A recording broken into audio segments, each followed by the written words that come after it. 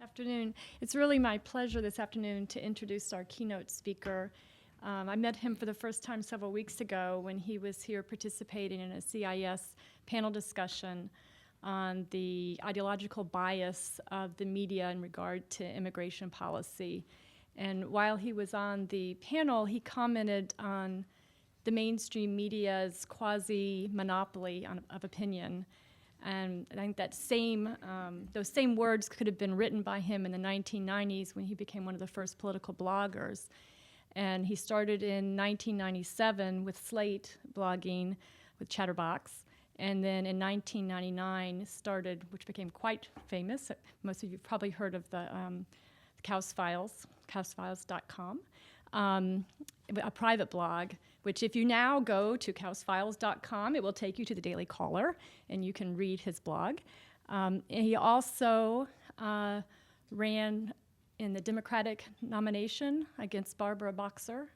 And well, he wasn't successful, but it did provide him as, I think he called it the common sense Democrat, allowed him to showbox some of his key issues that he cares about, some of them being labor unions and the educational system, and one of them certainly is illegal immigration. So help me welcome Mickey Kaus.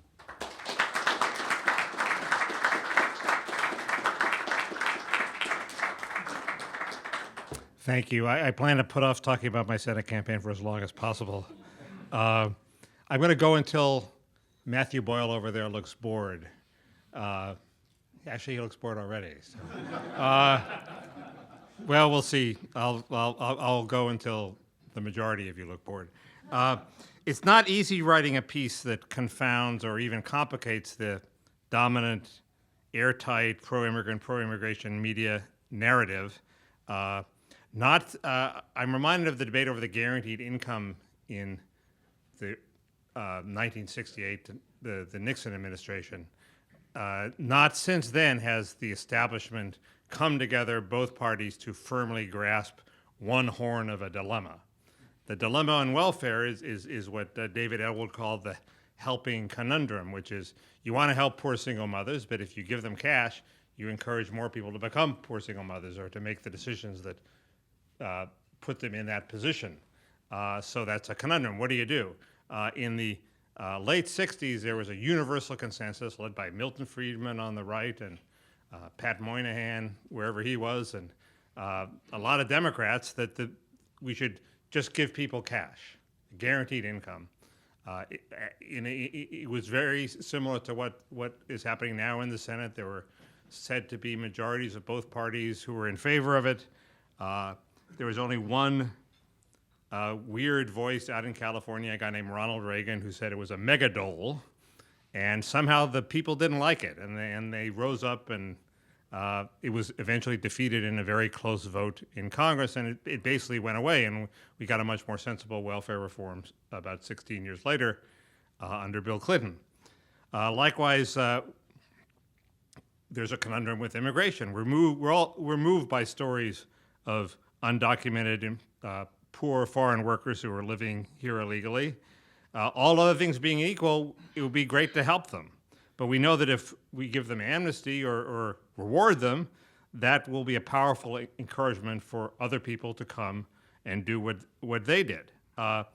Yet still, the establishment has, for some reason, decided to grasp one horn of this dilemma and just say, well, there's no alternative except to give citizenship to the undocumented, but let's include a lot of head fakes about enforcement to con enough conservatives into going along with our bill. So that's the Schumer-Rubio bill, and we're still looking for our Ronald Reagan. Now, I don't have to tell you the pressures that will come to bear on somebody like Mr. Siegel if you decide to buck this self-righteous bipartisanship. You will not receive a grant from the Corporation for Public Broadcasting. The business side of your TV station or your paper will maybe let you know that you're disrupting their new plan to expand the market penetration of the Latino community.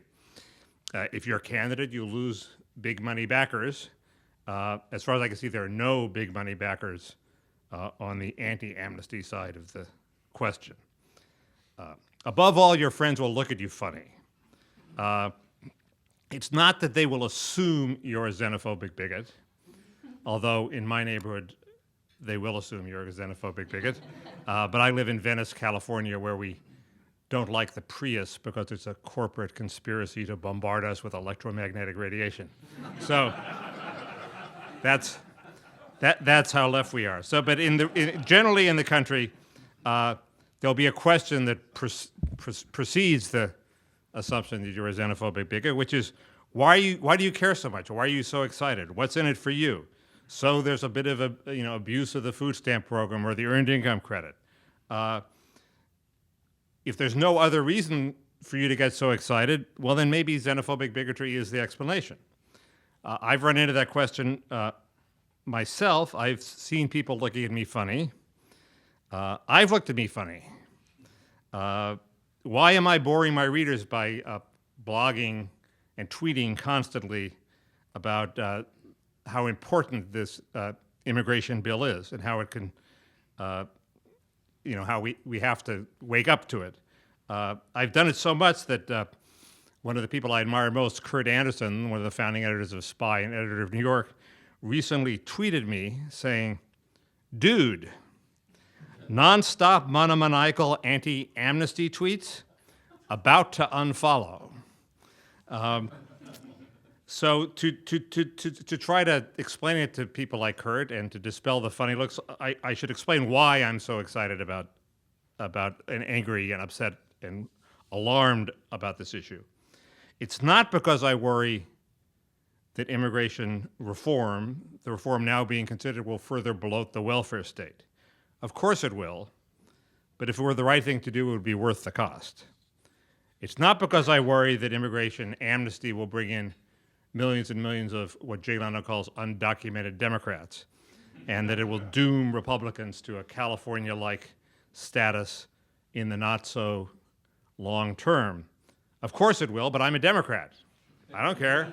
That's the Republicans' problem. I'm quite happy to have the debates we need over the size of government, over unionism, over taxes, over race preferences, over school choice within the Democratic Party.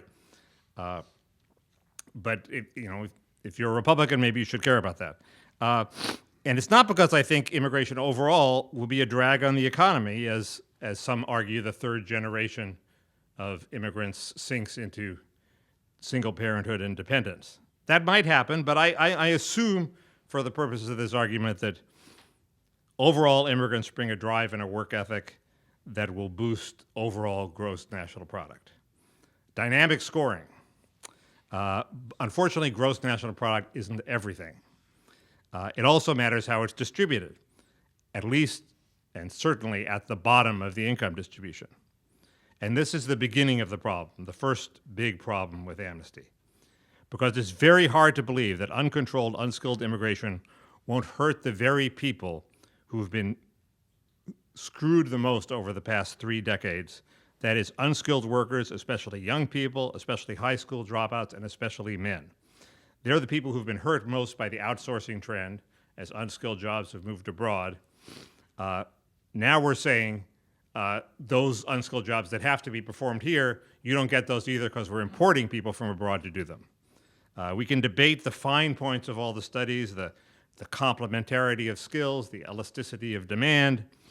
But even if workers benefit overall, and because some people, let's say, some people will, who used to be drywall installers making $18 an hour will now open up a shop and employ, 4 immigrants making $9 an hour, and they'll become entrepreneurs and make more money. Even if unskilled workers as a whole benefit overall, there will be a distinct group of unskilled workers who take big losses.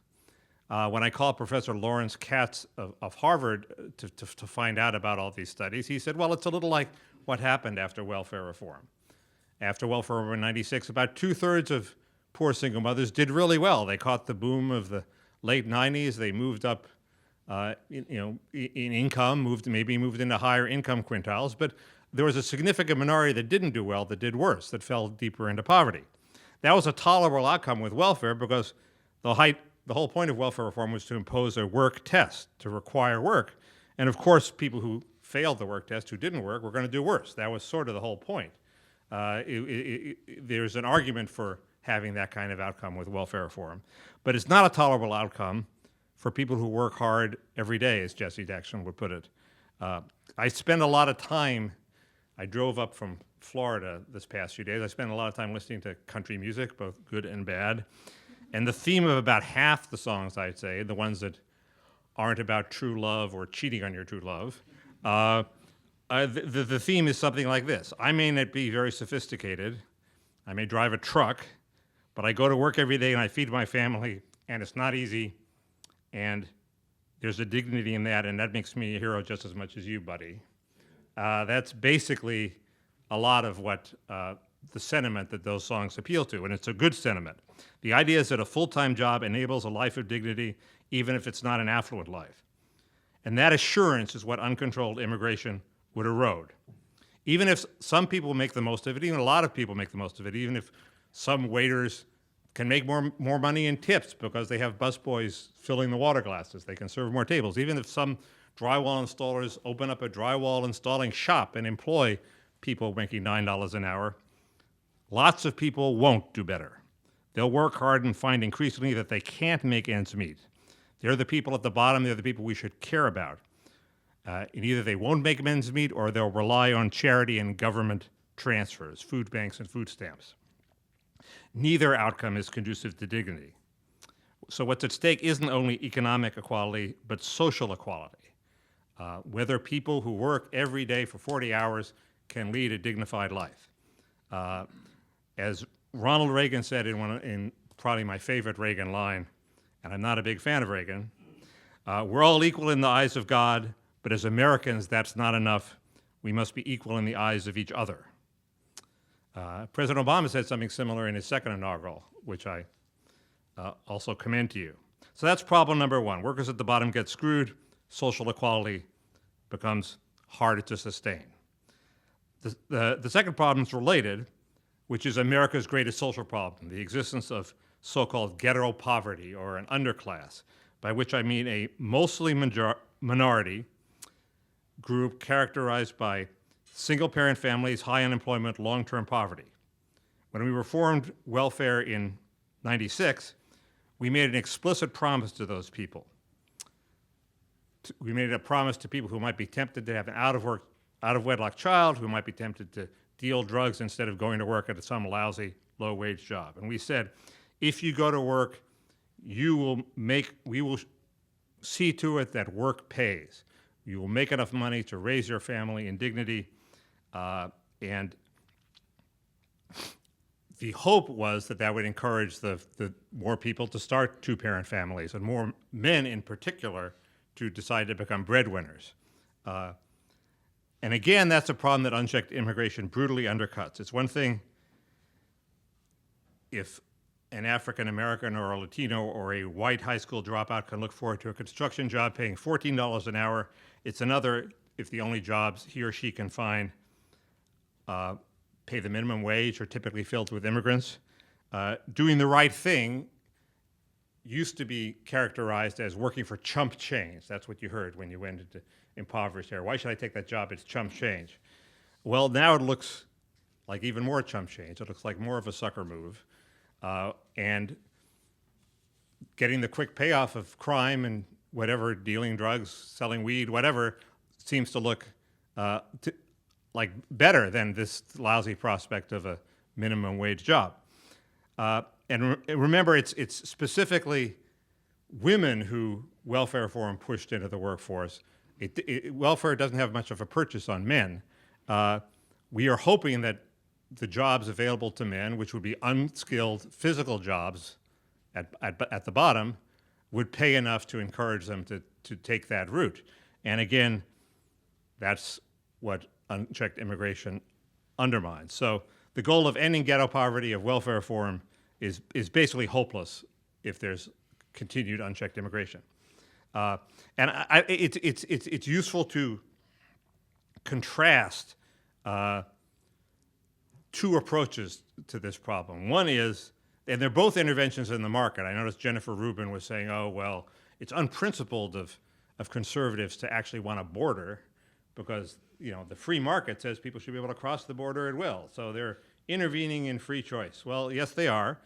But the alternative preferred by the people at the Cato Institute who are backing amnesty is let the market proceed, let unchecked immigration drive down wages. But hey, that's okay because we'll provide transfer payments to the losers.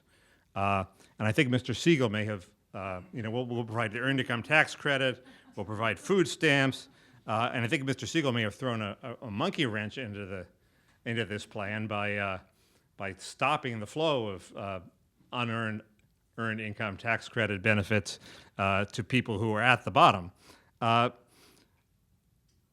But look at what a job offers. A job offers pride of family breadwinning, the socializing force of going to work and having to deal with colleagues and being able to benefit from being with colleagues, and it offers money.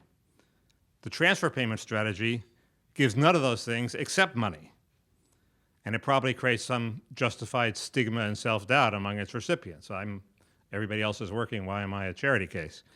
On economic grounds, the two look identical. They both provide the same dollar figure to people on the bottom.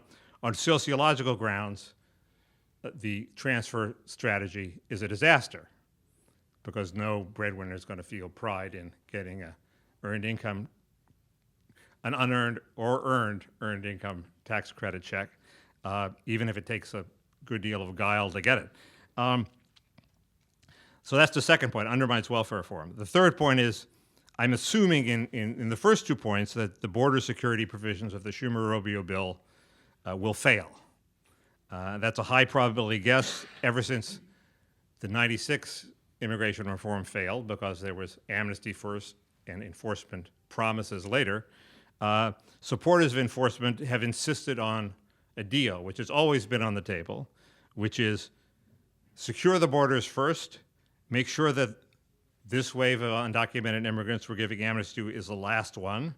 And then once we see that it is the last wave, sure, then we could talk about amnesty, knowing that the border is secure enough to prevent another wave lured by the knowledge that the previous wave got in. They won.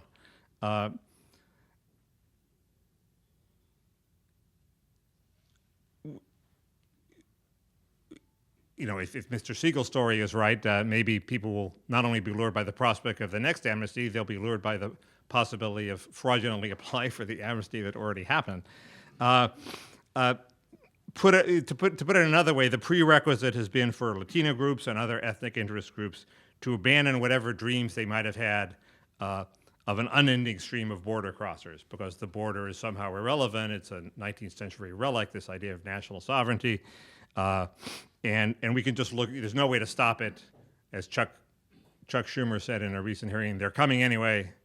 And the idea was to force them to bite the bullet and realize that, no, that dream is dead. You get amnesty for those that are here, but from now on we have a border. And it's those dreams that are pointedly not abandoned in the Schumer-Rubio legislation. We can expect that whatever promises of enforcement the bill contains, and if you read it closely, there really aren't many promises of enforcement. I mean, most of the promises are fraudulent. I can go into how the English language requirement is you just have to go to class. The back taxes requirement is that you only have to pay your taxes if there's already an assessment. In fact, paying your taxes might mean getting a check from the government. So maybe maybe people will comply with that.